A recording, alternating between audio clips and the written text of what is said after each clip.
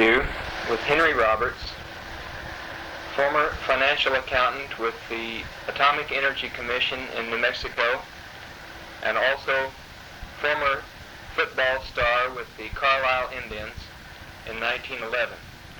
This interview is being held in Henry's home in Pawnee, Oklahoma on October the 2nd, 1972. Your interviewer is Robert Bish of the Jim Thorpe home in Yale, Oklahoma. Henry, would you begin our interview by telling us something about your parents, your birth, and your early childhood? My parents were both members of the Pawnee Indian tribe, formerly of Nebraska and later of Oklahoma. I was born on a farm where we made our home near the Arkansas River in Pawnee County, Oklahoma.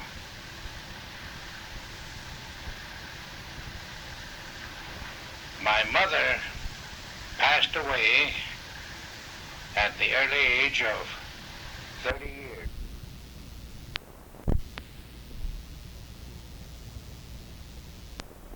Which left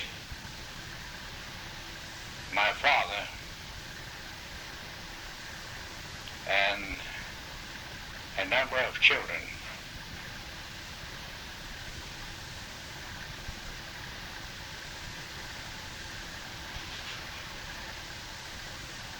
I attended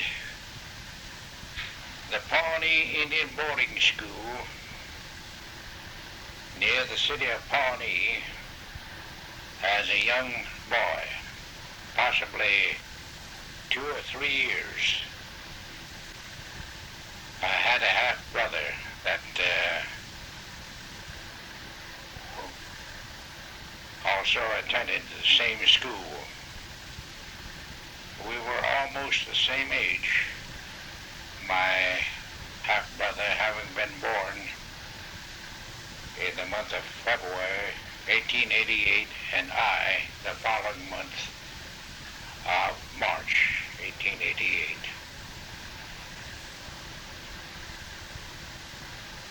My father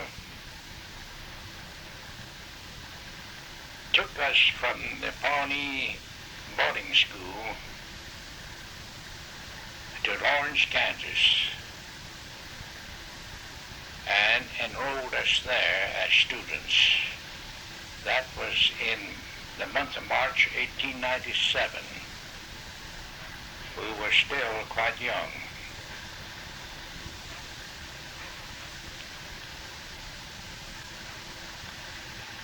We remained at Haskell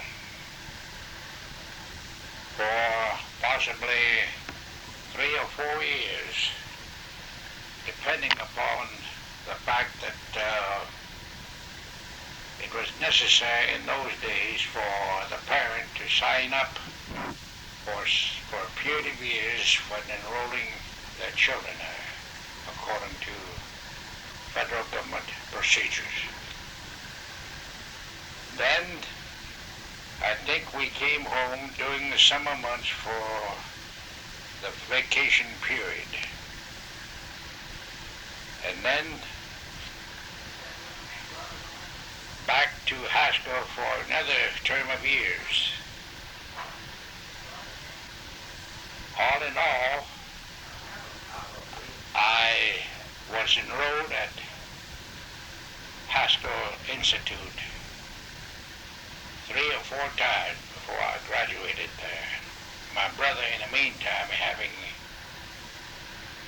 dropped out and entered the United States Army at the age of 18, I believe.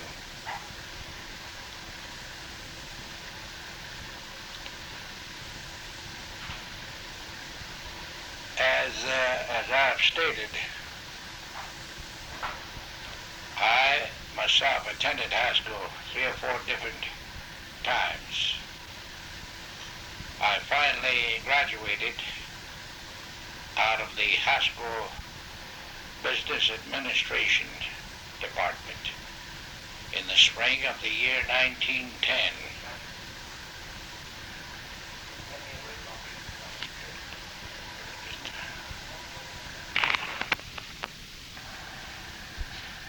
Okay, would you tell us a little bit about your football days at Haskell?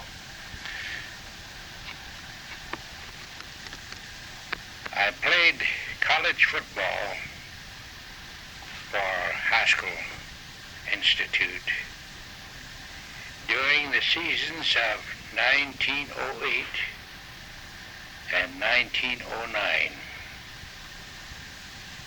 I was captain of the 1909 team. We had fairly hard schedules, and during the year or the season of 1909, we had on our schedule University of Nebraska and University of Texas. Luckily, we defeated both of these teams that year. The margin of scores was small.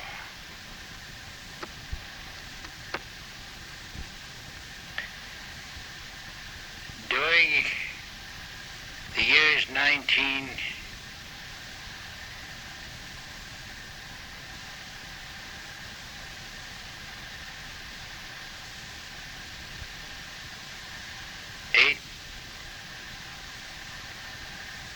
and 9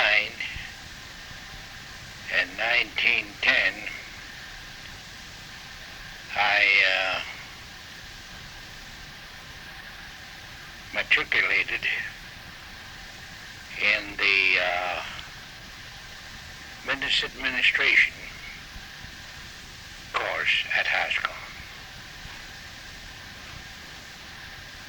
I completed the course in the spring of the year 1910 when I received my diploma. That was the last time I attended Haskell Institute.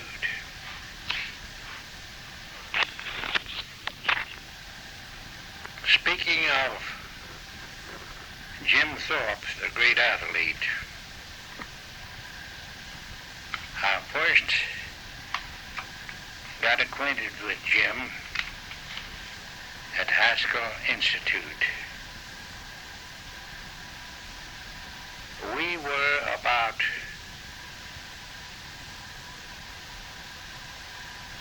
$11 or 12 years of age. We, having been born pretty much the same period of time. I was born in the month of March, 1888, and Jim told me that he was born in the month of April, 1888. When I knew Jim at this time, we were, of course, just young lads, and were not engaged in any college football. Jim told me years later that he did not remain at Haskell very long. He stated to me that while he was there, he received a letter one day from home telling him that his father was quite ill. And Jim, for that reason, wanted to request leave from the school to visit his father in the Sac and Fox country. But his request to go and see his father was denied by the school authorities. So Jim took French leave and went home to see his father. And I don't believe that Jim ever returned to Haskell.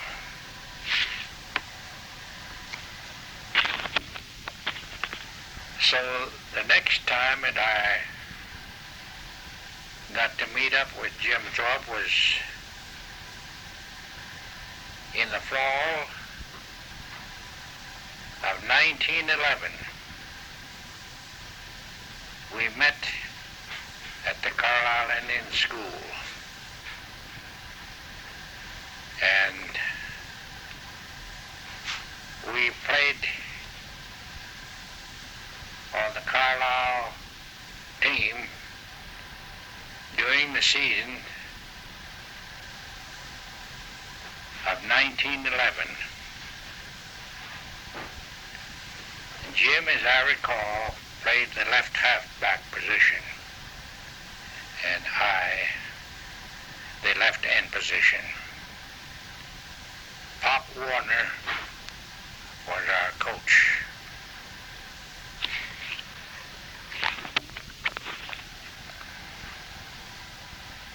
Carlisle always had a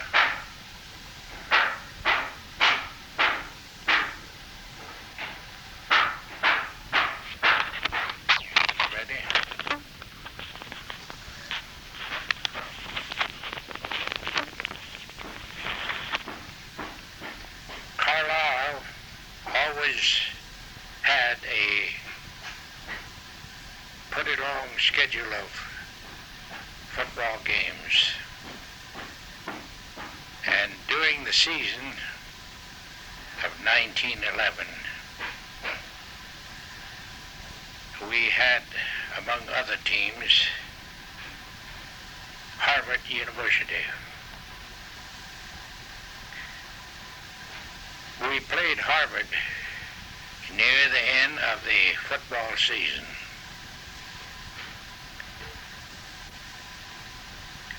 And that was a very hard game. We played Harvard on their home grounds, then known as the Harvard Stadium, near Cambridge, Massachusetts.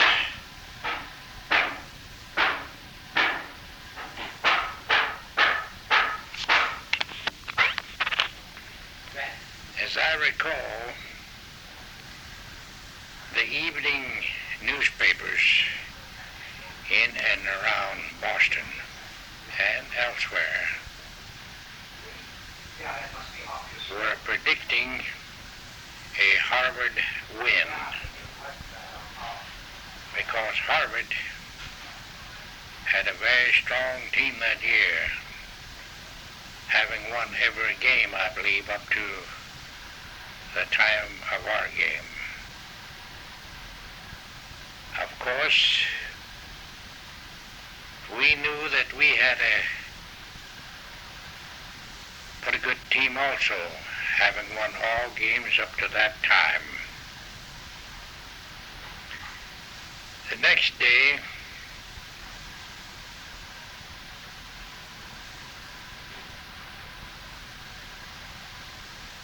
when we played the game, Carlisle received the kickoff from Harvard. And to my surprise,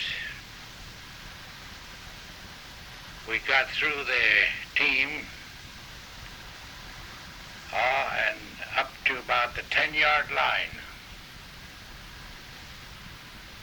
I thought sure then that we were in for a quick touchdown,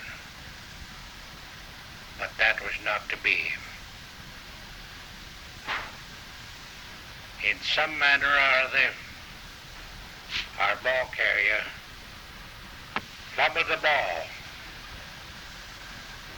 and Harvard recovered.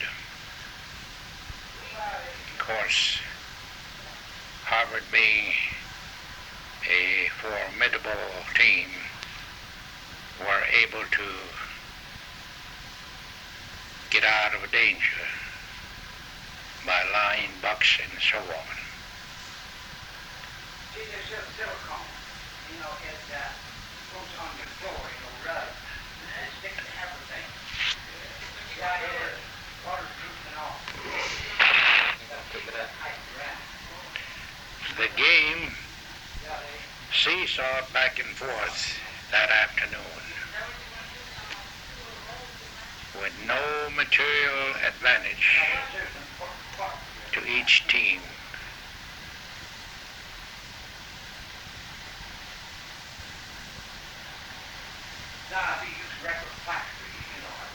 As I recall it,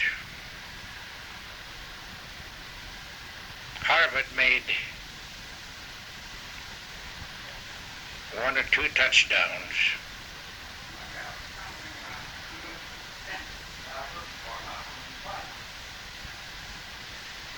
And possibly a place kick.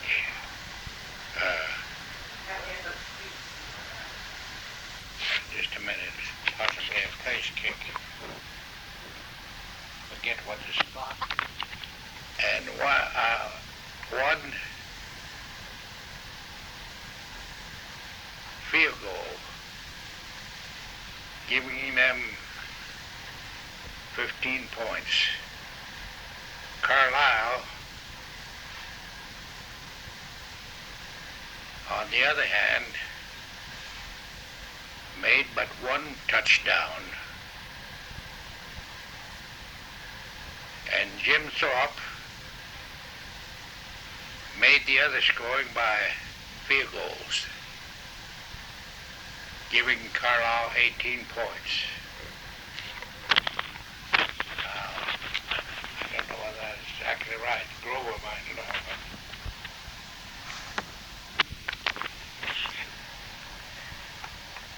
I believe that Jim Thorpe also made the one touchdown Carlisle got that afternoon. So he must be given credit for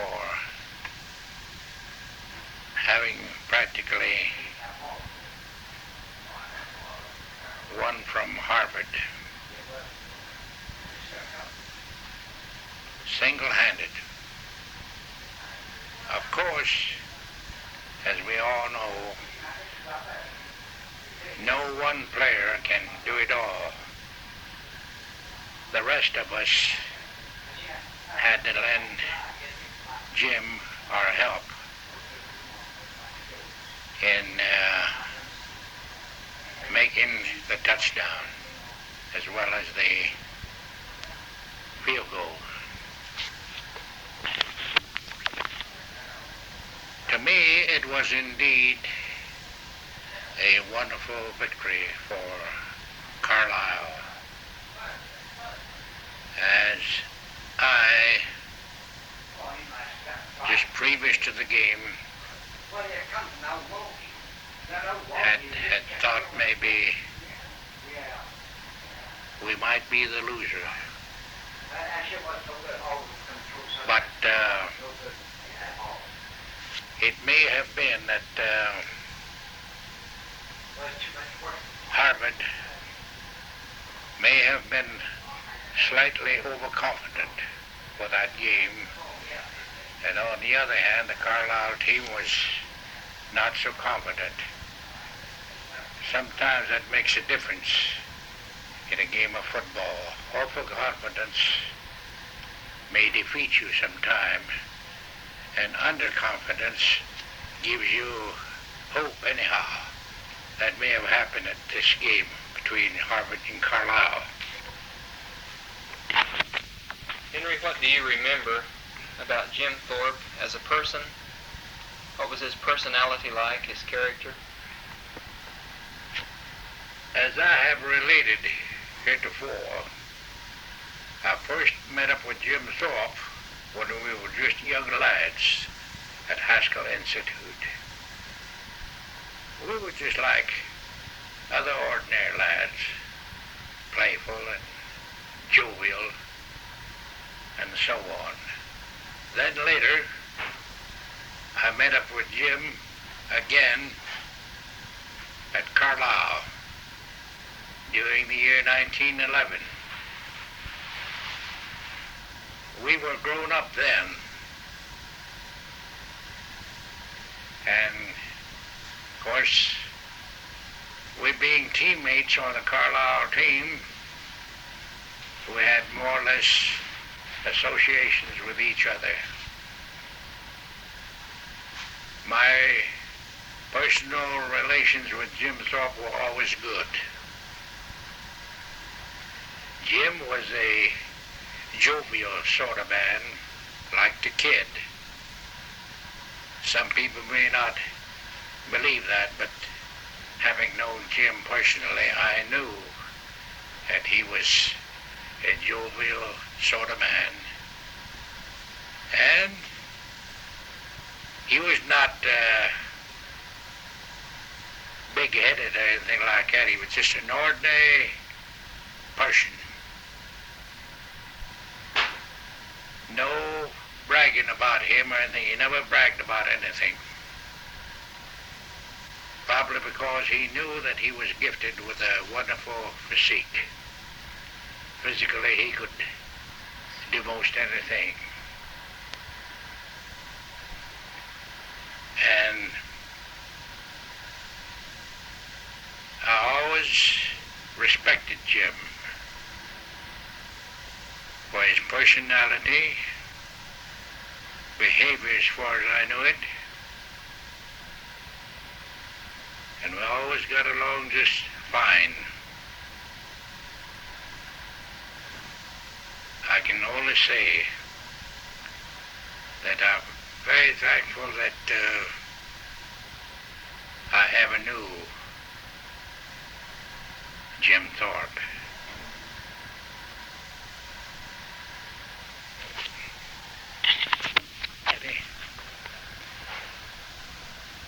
While we were together at Carlisle, Jim never seemed to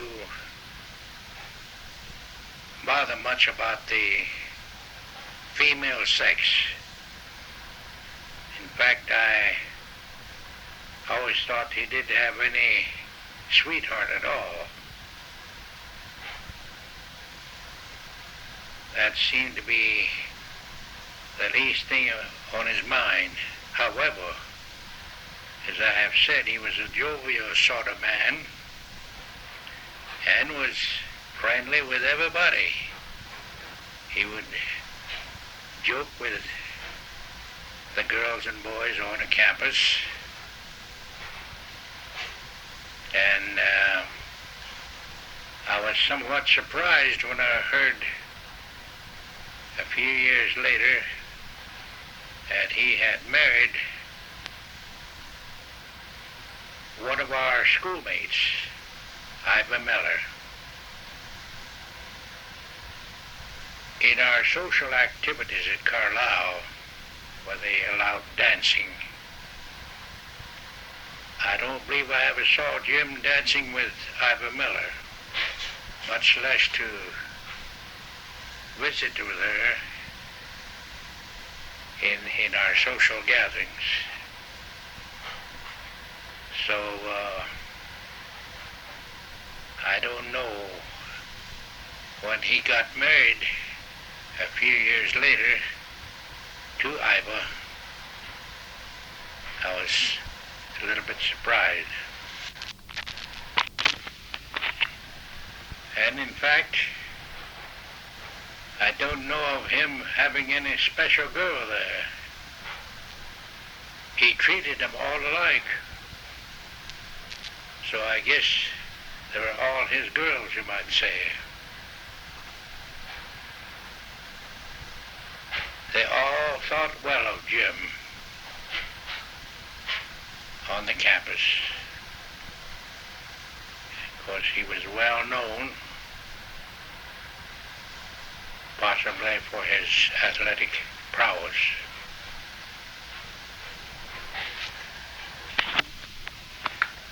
Could you tell us something about your courtship with Rose and your marriage and then your first job?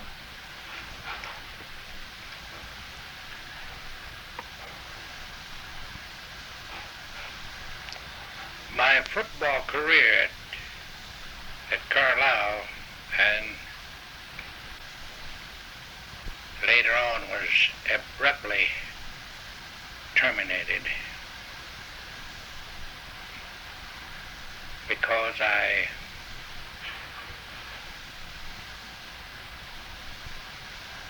got married at the Carlisle School in the early part of the year 1912.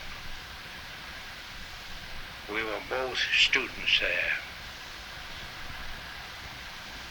And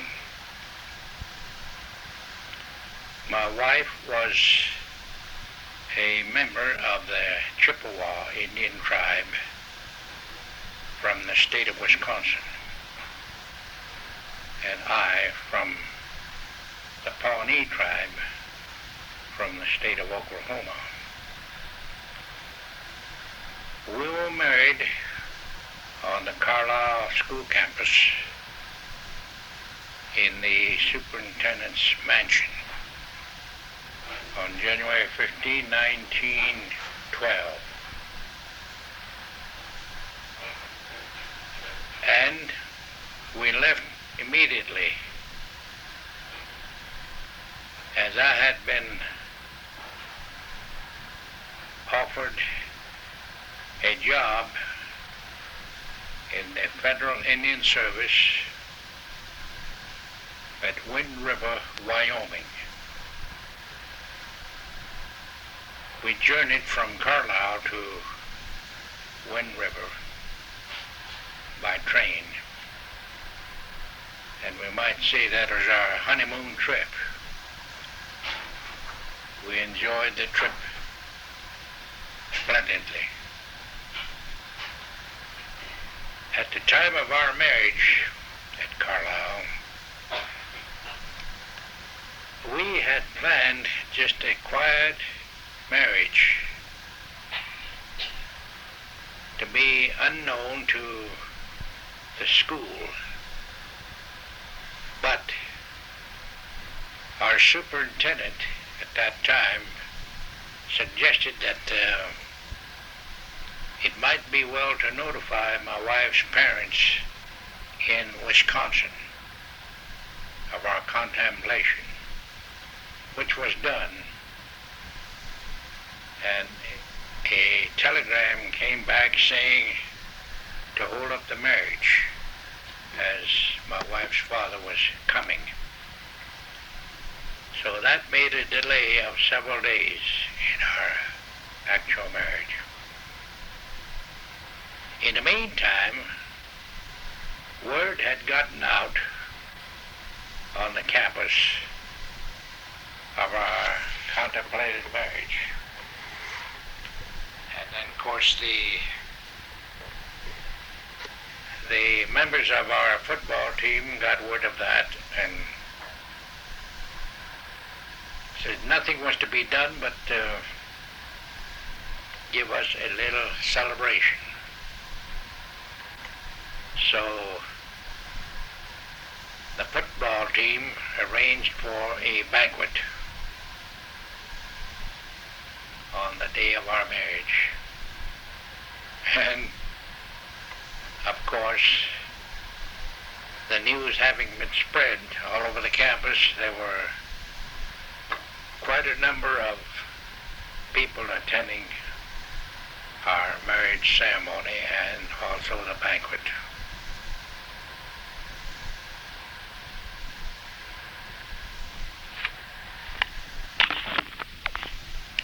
Our marriage having been concluded in the afternoon, we had made arrangements to leave that evening for Wyoming. And as I was later told by the Carlisle student body asked our superintendent to be allowed to have a dance in honor of our marriage. So I guess they had the dance while we were on our way to the west. All in all, it was a very eventful event for us. As I say, we did not intend to make any noise about our marriage, just a quiet marriage. But I guess it was supposed to be otherwise. My wife's father had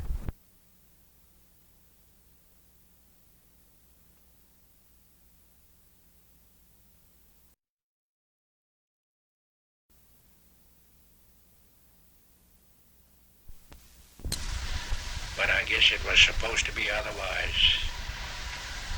My wife's father had arrived in the meantime. Of course, he was present for all the festivities. And I just assumed that he had asked his daughter if she really wanted to get married, and I suppose she said yes. So he gave his consent. So everything went through all right. I might say that just last January 15th, my wife and I celebrated our 60th wedding anniversary. As you might surmise, we did not know each other very well.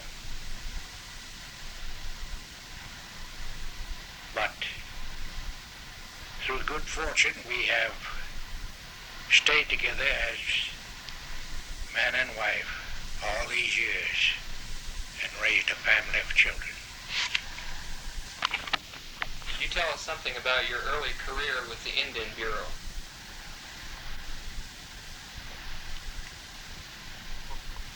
As I have stated, upon our marriage, I received an offer of a job in the Federal Indian Service at Wind River, Wyoming. We arrived there, and that was my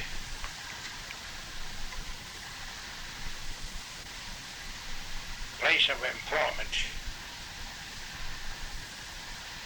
in the Indian Agency for two Indian tribes located in that area, namely the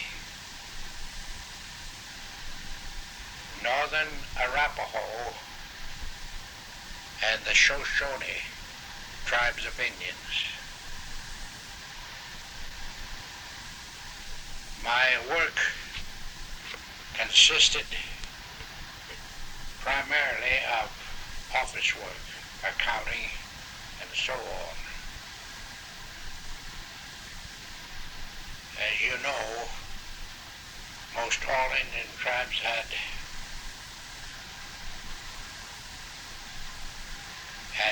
land consisting of Indian reservations.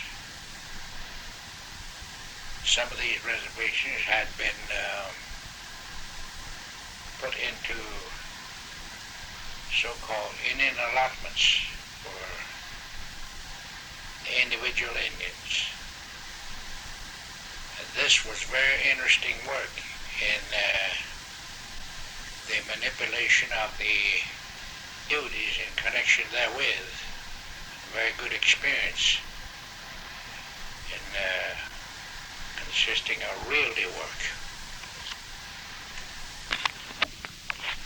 In my connection with the Federal Indian Service, that was principally my work, was in connection with realty.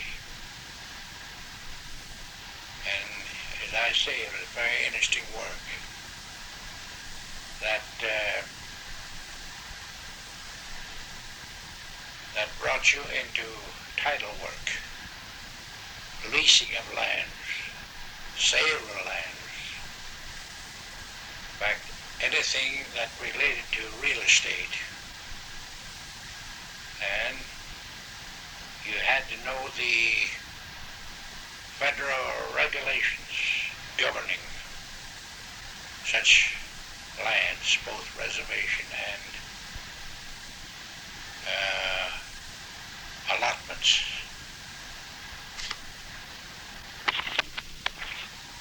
We did not remain at Wind River, Wyoming so long, possibly a little over a year.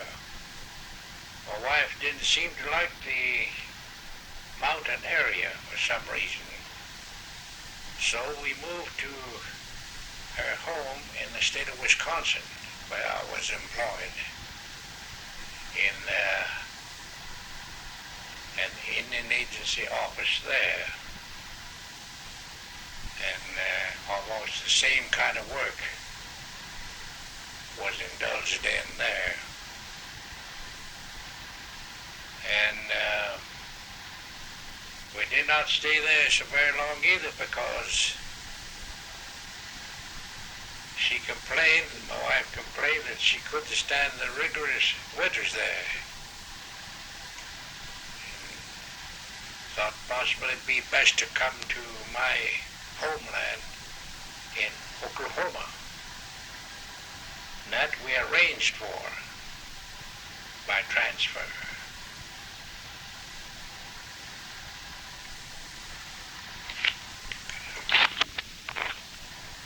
We located in the city of Muskogee, Oklahoma, at what was then called the Union Agency for the 5 civilized tribes. I still followed the same kind of work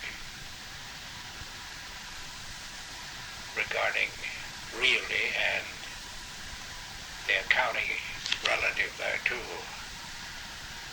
I spent possibly 5 years there. Then from there we transferred to Pawnee, Oklahoma, my hometown. I spent 5 or 6 years at Pawnee.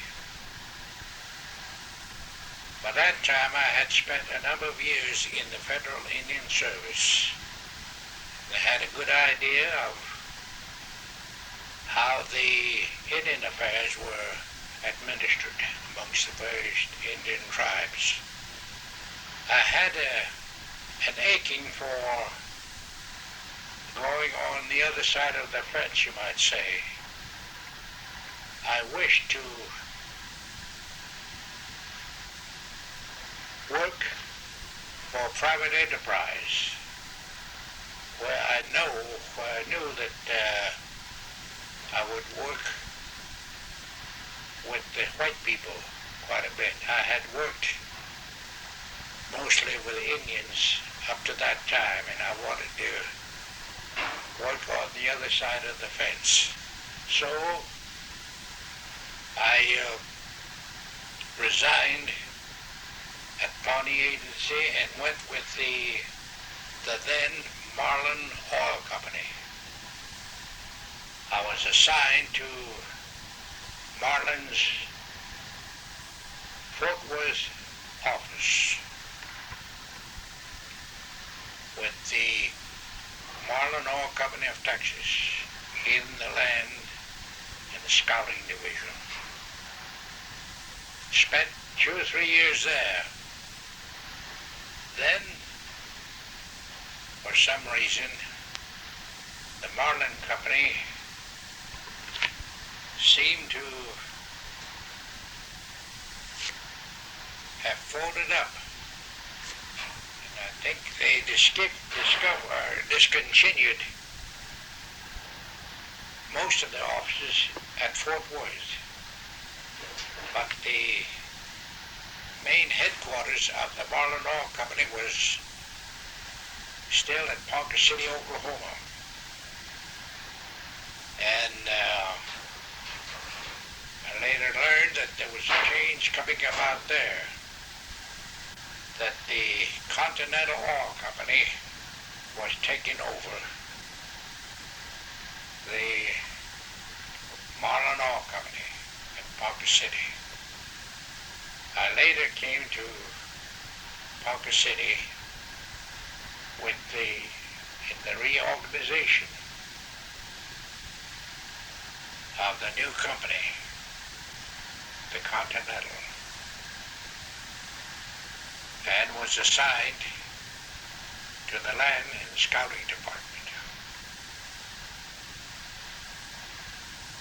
I spent approximately 17 years with the Continental, including my short stay with the Marlin Oil Company in Texas. Then my beloved wife wished to move to the Southwest because all our children were employed out there in New Mexico and Arizona. So I resigned my position with the Continental at Ponca City, and we moved to the Southwest. Having put in quite a stretch of time at Ponca City with the Continental, I felt like I should take a little rest. So I took about a year's vacation. Part of the time we lived in California, there with my wife's sister. Then we came back. We had intended to locate at Albuquerque. Then we came back to Albuquerque. And I was seeking a job in Albuquerque, as there were quite a number of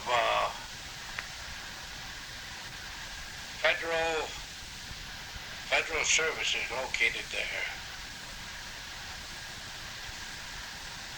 Jobs were not plentiful those days. I was about to give up the idea and come back to Oklahoma. But I went to a placement officer in Albuquerque for the federal government and asked him if there were any positions opened in Albuquerque to which I could fit into. He said, "I'm sorry," he said, "not right now, there's no opening." And he says, "Roberts, why don't you try Los Alamos?" I says, "Where is Los Alamos?" He says, "It's up here above Santa Fe, New Mexico. It's kind of out of the way place up in there, high area." I says, "Well, I've heard spoken of a place like that. Is that where they make the bonds?" He said, yes. And I says, I'd be afraid to go up there for fear one of those bombs might explode and blow us all up. And the lady smiled and says, well, she didn't think it'd be anything like that. So I told her, well, I'll go up there and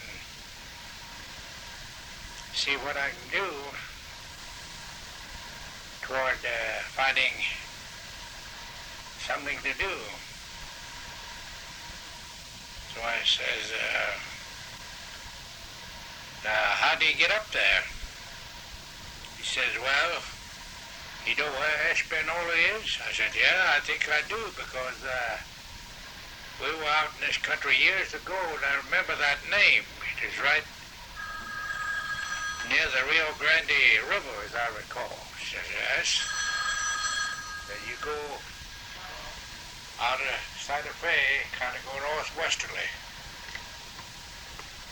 Just follow the highway, and you'll see the town on the opposite side of the river. Then you hit the town of Espanola. They have one main street running east and west. You just follow that street right through to almost the western edge. Then the highway forks, one to the right, one to the left. You take the left one. You follow that highway as far as you can go. You get right up to the base. And that I did. It was quite a climb. And we approached the base. We saw a high woven wire fence, maybe 12, 14 feet high. I could see some uniformed soldiers standing there by the entrance gate. That was a restricted area at that time. Well, I drove up to the gate, stopped, gates opened, and one of the soldiers came to the car. I gave him my note. He understood. He says, you drive in and go to that little office and show your pass, which I did. Well, having done that, I was told then to go up into town there, which was 2 or 3 blocks further up the mesa. I had to go to a certain office there to present my pass, which I did. Then I was told to wait there. Next thing, I was called to one of the many offices located at Los Alamos. I think the idea was to ascertain my qualifications for holding a position there at the base, and also to see whether there was any vacancy to which I could fit into. It was several days of this processing. Each evening, when I left the base, I had to surrender my pass at the entrance gate. And I was given another pass to assure my return to the base the next day. It was about 3 days that this processing went on, and finally I was told that an opening had been found for me, which was in the finance division.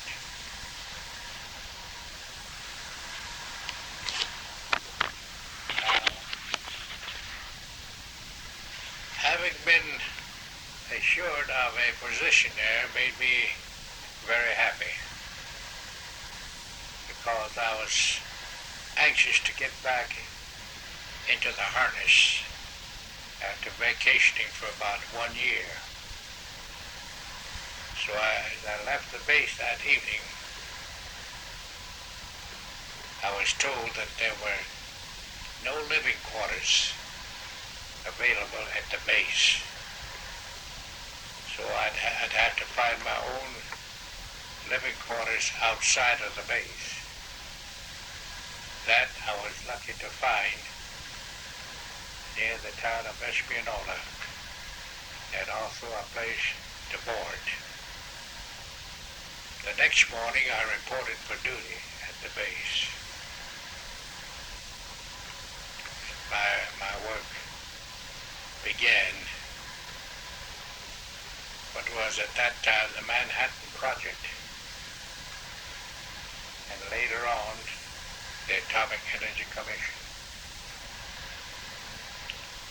I spent approximately 5 or 5.5 years at Los Alamos.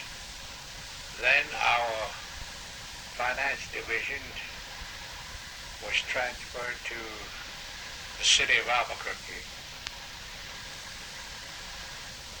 so that a regional office could be created there for us. And I spent approximately 6 years at Albuquerque with the finance division, and retired from there at the age of 70. I retired from the Atomic Energy Commission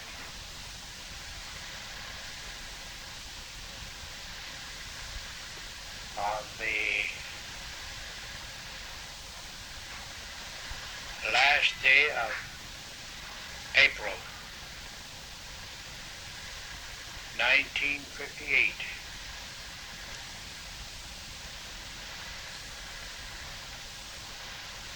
And returned to Pawnee, Oklahoma to make our home there. Just previously, my aged father had passed on the 10th day of March 1958 here at Pawnee, Oklahoma. He was 98 years of age at the time of his death and was the principal or head chief of the Skeety Wolf band of the Pawnee tribe. And I, being the eldest son living, I succeeded to his title upon his death. And that title I still maintain. All right. Could you tell us something about Iva Miller Thorpe, Jim's first wife? Speaking of Jim Thorpe's first wife, Iva Miller, I first got to know Iva at the Chalaco Indian School in Oklahoma. We were students there.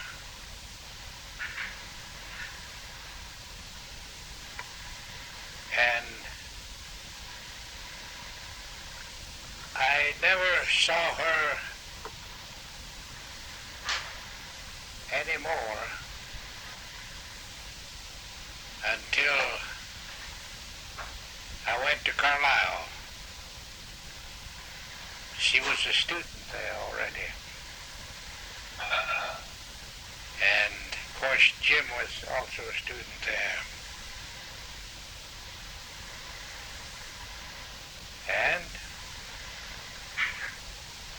stated before, they later got married some years after we got married at Carlisle.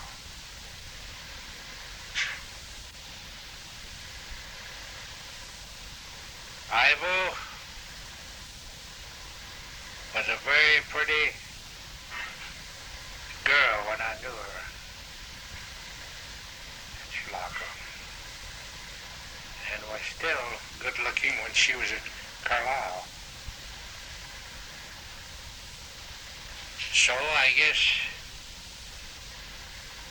the great athlete Jim Thorpe must have fell for her.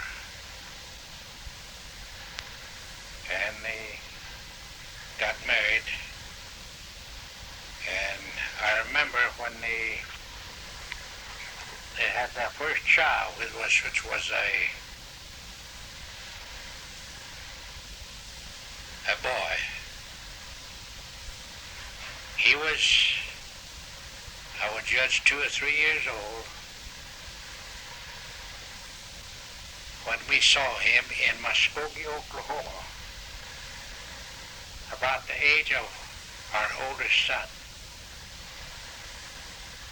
I understand that this little lad passed away, possibly not long after they had visited us in Muskogee. How it happened that Jim and his family came to visit us in Muskogee was he was on the New York Giants baseball team. They were barnstorming, so to speak, throughout the country. And they came to Muskogee and put on at least 2 games with the local baseball team there. And while they were there at the Seavers Hotel, they came to visit us at our home and dined with us. We had a nice visit with them. Everything indicated they were a happy marriage couple, and they were very loving to their little son. I understand that it went pretty hard with Jim when he lost his little son.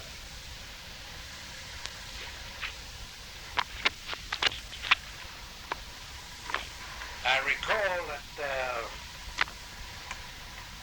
Iva Miller, later Jim Thorpe's wife, had a sister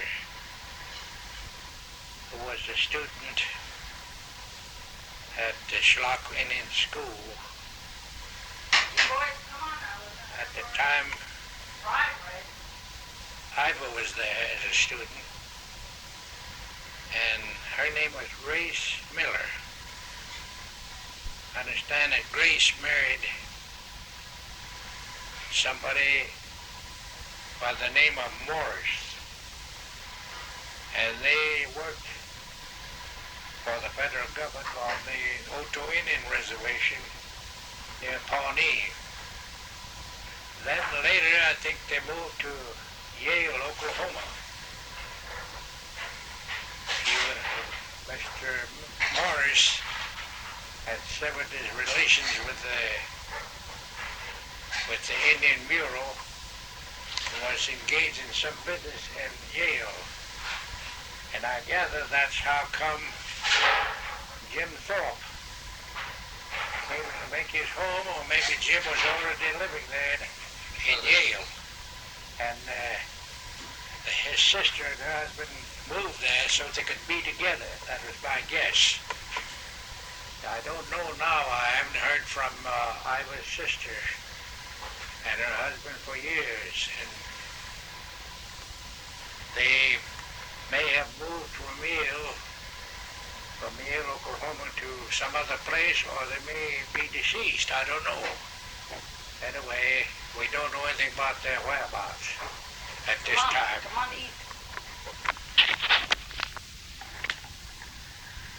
This is an interview with Rose Roberts, wife of Henry Roberts, at Pawnee, Oklahoma on October the 2nd, 1972. Your interviewer is Robert Bish of Yale, Oklahoma. Rose, can you tell us something about your childhood and your experiences at Carlisle and your experiences with Jim Thorpe? Well, I was born at Ladena, Wisconsin in 1895. And I went to school there at parochial school. I never went to a public school. And some of my folks went to Carlisle, and they kept writing to me after they were there a while. They kept wanting me to go to Carlisle, and I finally decided I wanted to go. And I kept telling my mother and father I wanted to go, but my mother didn't want me to leave. But I finally got her to sign the papers, and I went, and it took me about 2 days to get to Carlisle on the train. I had to go on the train. And when I got there, I wasn't disappointed. I was glad. I was kind of lonesome for a day or so, but I got over it, and I got along all right, and I was glad to be there and see all those students, hundreds and hundreds of students.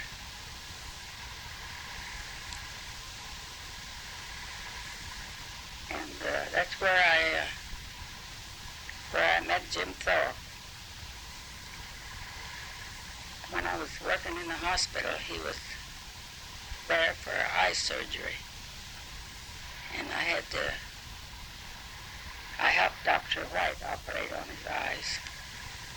And I took care of him there for some time. And he was also my classmate. And he was a fine fellow. He was always so happy and jolly. He liked to hit the girls.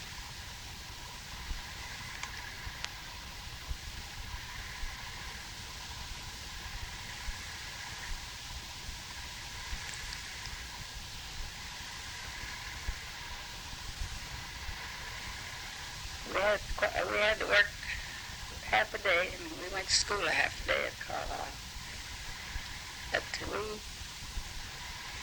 we got along all right. We had to work hard sometimes, but we didn't mind.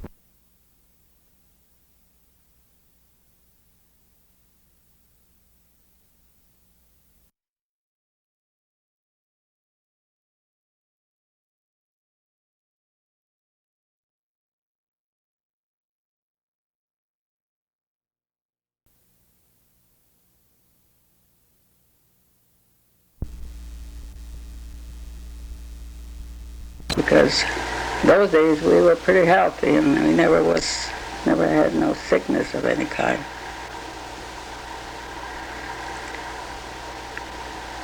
Of course, later on we had football and track meets,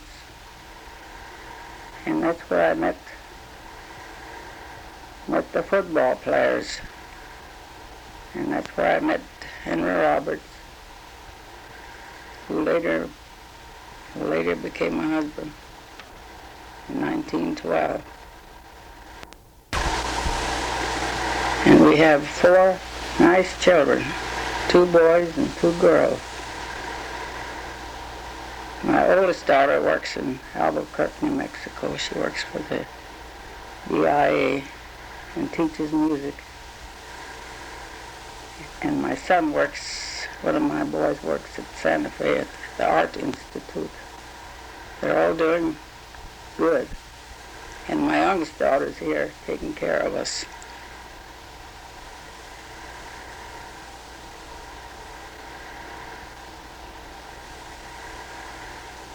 And we are getting pretty old now. We don't do much of anything. We just kind of sit around and watch TV. I guess that's about all.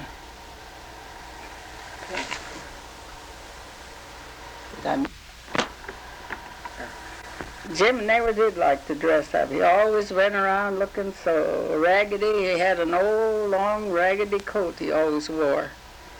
And old, raggedy shoes. But he was always happy. That's the way he went around, didn't he? Mm-hmm. Mm-hmm. The way he went around. He wasn't no sport. He didn't try to show off. No, he didn't try to show off, no. That's far from that. Yeah, his old coat was just torn on one side. Not bigoted or anything like that. Yeah, and he was good to everybody. He was just a jolly good fella, you know. He danced with all the girls, you know. He didn't favor anybody. Treat them all alike. Treat them all alike. That's the way he was. That's the way we knew him. That was Jim Thorpe. You would say he never had the big head then. But that's why I don't know how he ever met Iva. How did he ever meet Iva? He didn't go with her, Carl, not when we was there. He must have had a quick romance, you know. Overnight romance. I guess they all came from the other side, from Iva. But I know one thing. I remember Iva. You know, he had so many write-ups, you know, in papers. I know one time I saw her. She had a great big book, some kind of a great big catalog or something, and she was saving all his clippings, you know. Oh, she had a lot of clippings.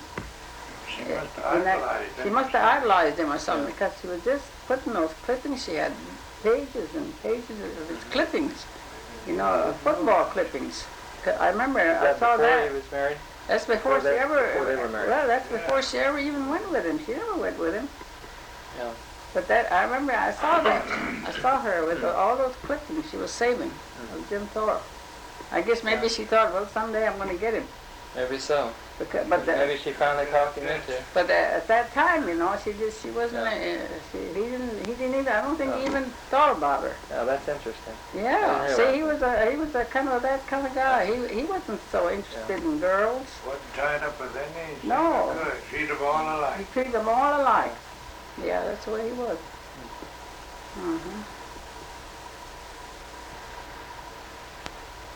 Okay, is there anything else before we finish it off here that you'd like to say? Well, maybe Henry has something to say. No, I guess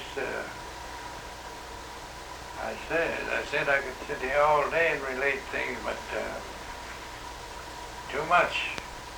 I still think he ought to wrote a book of his life story. Oh, I think that's been interesting, don't you think so? I think so. Because he has a life story 10 years from the ago. time he was just a little boy up to now, even up to now. I couldn't sit down and write it out now myself. I type, you know, and all that. Can't do that anymore. Maybe you could find someone to dictate it to. Well, Edith types, you know, she's a businesswoman. She knows that. She looks after all his business down. It would have to be, to write a book of your life, it would have to be some, I would call an expert that's expert on those things that propound a question just in order, you know, maybe chronologically or near so.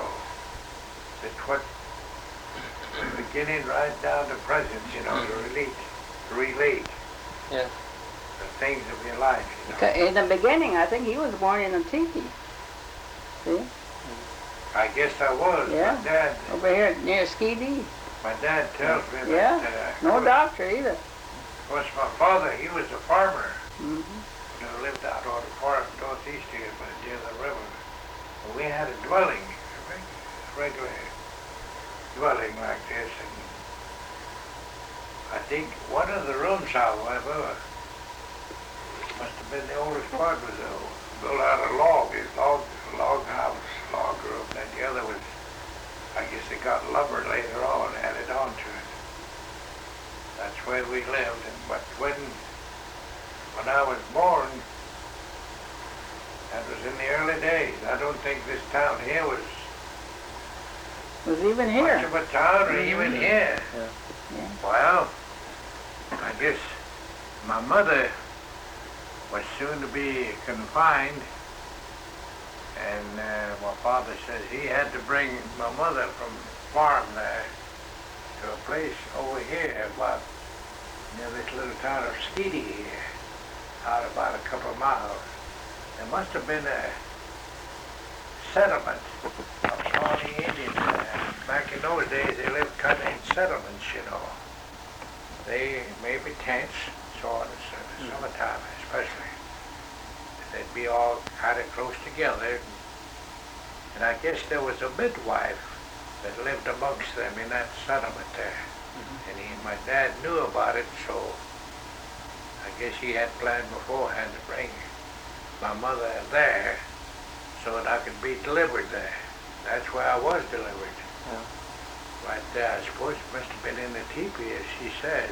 Yeah. And That's no where they doctors. lived. Yeah. No white doctors those days, you know. Of course, they had Indian doctors, but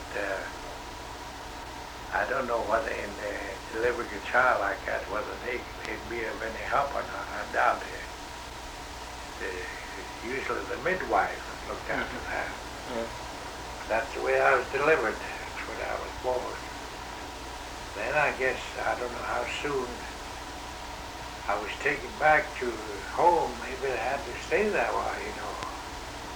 Then I guess I was transported to our home there, and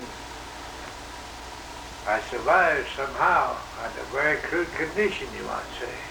Very crude. And then he lost his mother when he was only about 8 years old. Oh yeah, yeah. And from then on, he was just everywhere. I might say I was halfway orphaned. Yeah, he was orphan. Never knew what it was to have a mother. I Wasn't think that that's sad? what- That was Yeah. sad. I think that's one reason why my dad, I had a half brother. We were almost same age. He was born in February, I was born March, same year. We paired together. He took us, of course his mother was living yet, but my mother had passed on that fall, previous, the following spring in March. My dad took us to Lawrence, Kansas. I was 8 years old then. My brother, half-brother, had just come 9 years old. He was born February and I was born March. Entered us there at Haskell as young lads. Of course, those days, they took young kids. I guess lots of them probably were orphans or halfway orphans like we were. Little bit of kids. I think we had kids there as young as 5 and 6 years old, actually. They had to be taken care of. They had their sort of a, I know on our side, they had what they call the small boys side and large boys side over this other way. They had their own buildings. And us little boys, we had to have sort of what you might call a godmother. And it was duty of that woman to kind of keep watch over us, especially at night. About time for retirement at night, why she'd come to our dormitory. We had a big dormitory, us kids. She'd come there to administer our deeds and wants, like maybe a lot of the kids would have some itch or something wrong with them, you know. It was her duty to take care of us, you know. And then I think she had to be able to counsel with us, talk with us, or, you know, visit with us. She'd talk with us and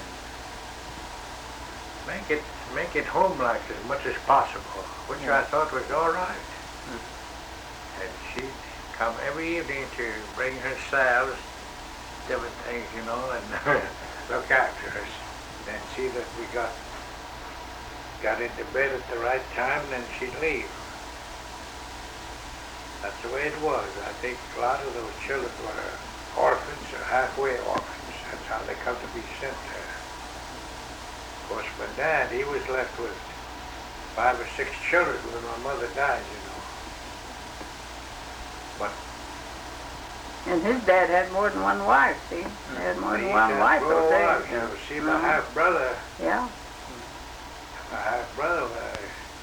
he had 2 wives right there at the same time, my mother and my brother's mother. And speaking of our family tree, that'd be quite a thing, Yeah. because because of plural marriages those days. I had a grandfather, and he came from Nebraska. He was quite old, I guess, but he came from the state of Nebraska upon the removal of the Pawnee tribe from Nebraska to Oklahoma. He came here. I don't even know him. I don't know when he died, but he received a piece of land here right north of town, and my brother lives on it. And he had several wives, that man. I don't know how many. Consequently, he had a host of children. Some of them were, of course, half brother and half sister to each other. So you might say our family tree is pretty large. If we would have checked into it. They were all related to each other. Yeah. Yeah. Yeah, a big family tree, you know, because of those. He might have had about 4 wives at one time. Yeah. And I guess had children from all of them. And some of them were half to each other, half brother, half sister. Now, just from my mother alone, I think he had 6 children when she passed away. My sister lives in this house here.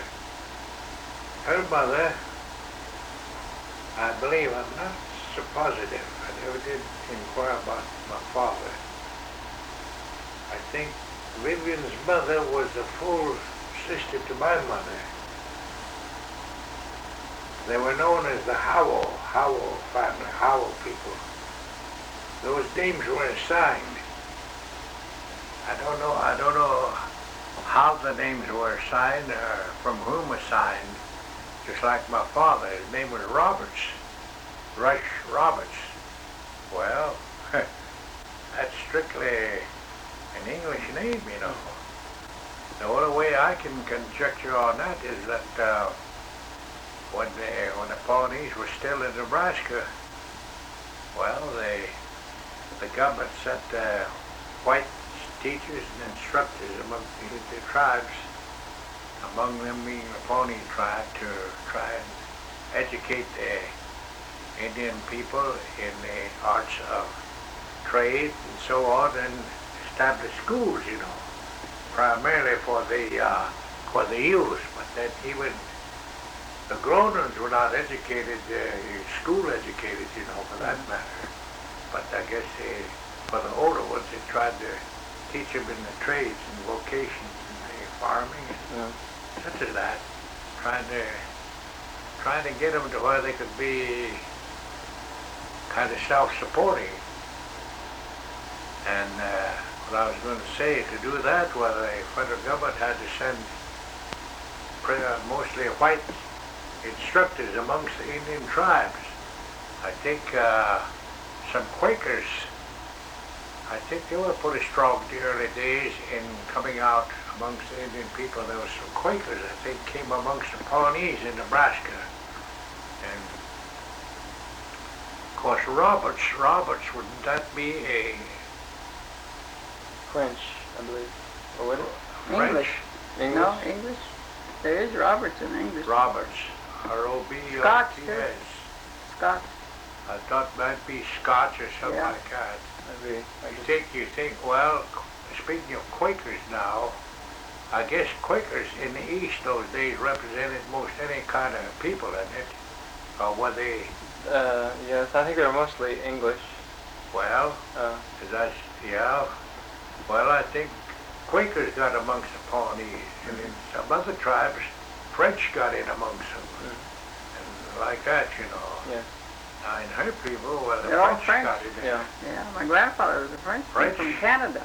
French got into their Yeah. tribes. There were northern tribes around the Great Lakes and up in that area, northeast, all up in there. Probably came out of Canada or somewhere up in there. You see that town of Quebec, Montreal, those are French cities, you know. Well, See, my grandfather married a full-blood Indian woman.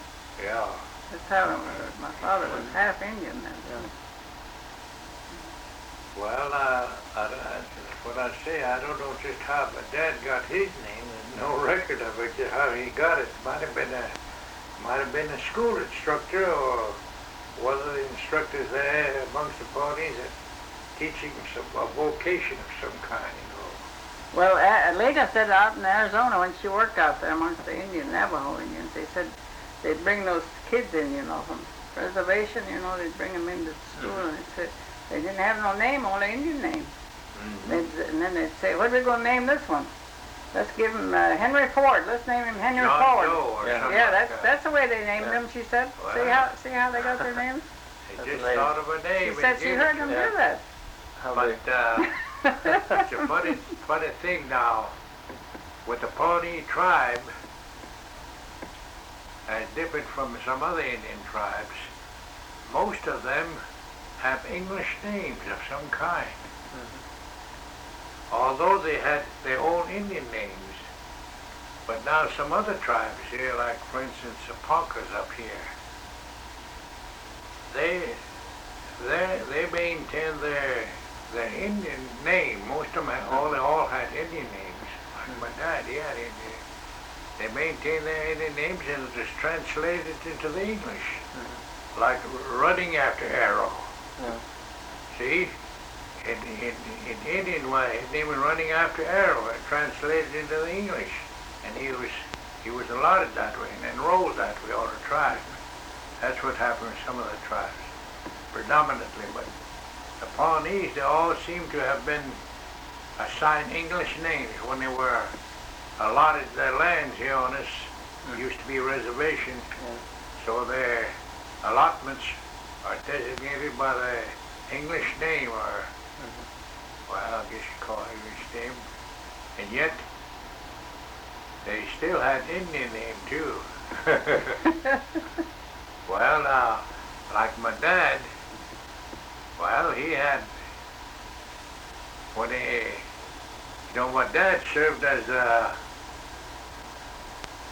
an Indian scout one time.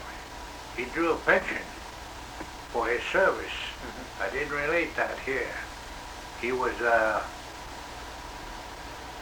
when they had that uprising, that their Sitting Bull up to the northwest. It was in those campaigns. The Pawnees, having lived in the state of Nebraska for a good many years, well, there were two brothers. I don't know whether they were Quakers or not, but they must have been military men or something. They were called the North Brothers. I got a book on that, the whole history of it. The North Brothers, they were white men, Frank North and Luther North. Seemed like somehow they got well acquainted with the Pawnee people while they were in Nebraska. I don't know in what, through business or what it was. But they were well acquainted with them, and the Pawnees knew them well. Well, when the Pawnees were moved down here from Nebraska during the years from 1874 to 1876, they concluded the removal to Oklahoma.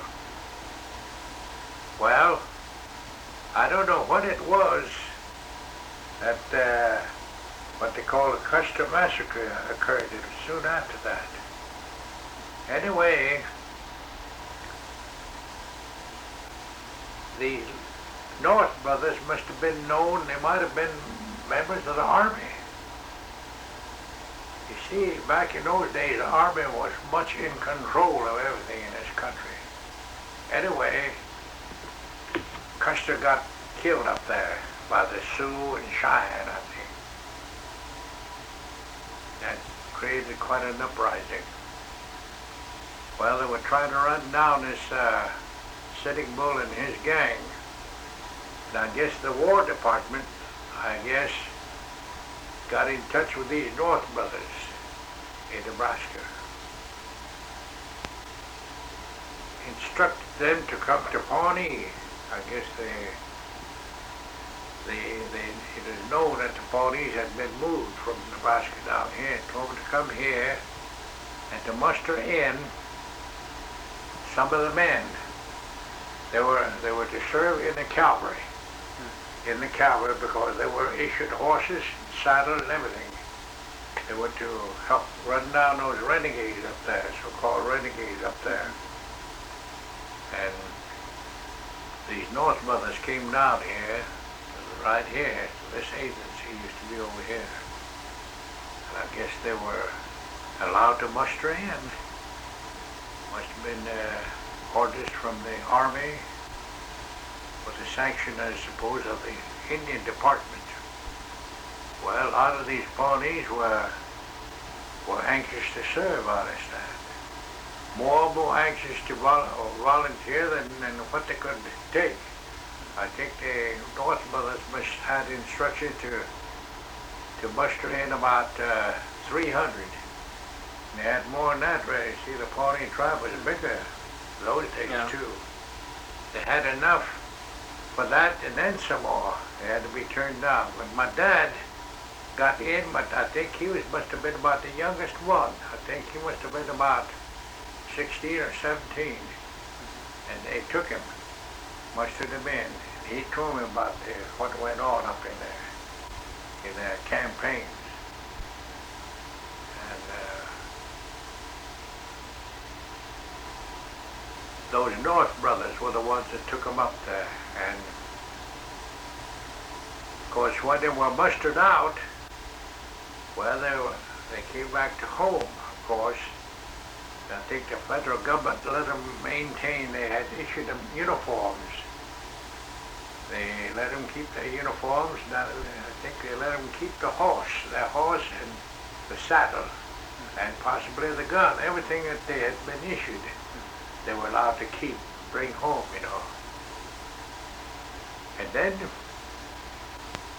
years went on. In the meantime, a lot of those old fellas passed away. Some of them were getting quite old. They died here, passed away. But I don't know how old my dad was, but there came a time, I forget the year now, when the federal government, Congress, I guess, passed a law allowing a pension to these survivors, those that survived yet. My dad having been the youngest, he was still living. And he got in on that pension. He drew pension for a good many years. He lived to be 98 years old, and past 98. And he drew pension for a good many years for his service up there. He lived right here and died here. Yeah.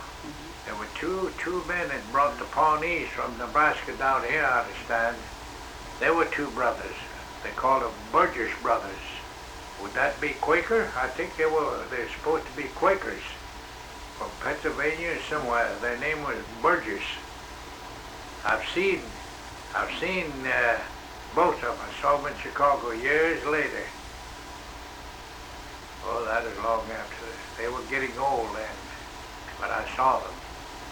And those men could still talk Pawnee, some Pawnee language. They talked with these. I was up there with some elderly Pawnee. We were on our way from here to Washington, D.C. on some tribal business for the tribe, and went by way of Chicago.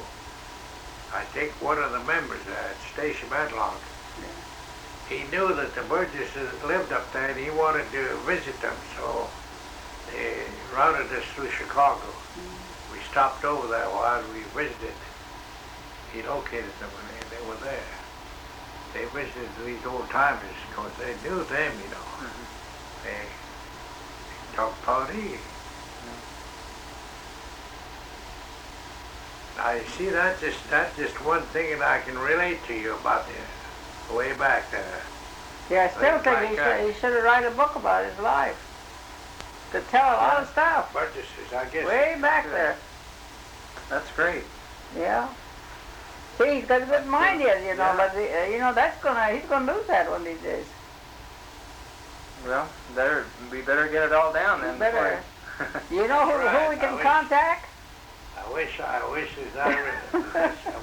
related. You had some way you could just jot that down some way. Yeah. It's got to I be. bet somebody would be glad to write a book of his life story.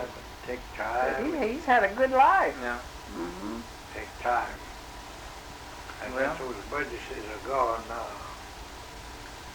And one of them, by the way, I found out after we met him there in Chicago, he was a spiritualist. Mm-hmm. And you know, I was a young fella yet. I wasn't so old. The other fellas that I was with were older than me. I don't know how old I